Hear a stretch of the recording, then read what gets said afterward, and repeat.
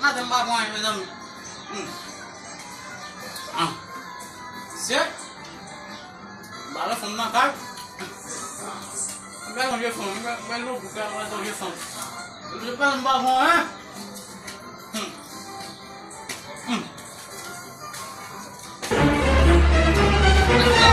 Você, chefe lá. Tá show, rapaz. Mas você?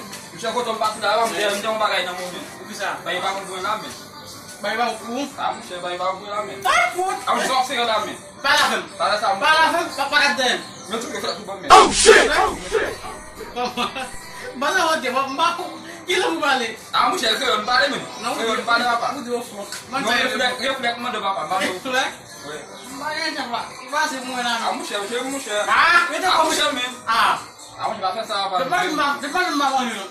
Eu mesmo. É? Eu mesmo, rapaz. Eu quero fora de casa comigo, pá. Ah, vou colocar de lá, meu. Colocar sapato, não, rapaz. Tô. O senhor colocar de lá mesmo. Vai botar pro futuro, eu falo, Ah, o né? senhor mesmo. Vixe. Ah, tem mais um gasão aqui, menino. Vai cá, foi, não. Vamos. Vai, mamãe. Ah, o senhor, eu vou pensar, sabe?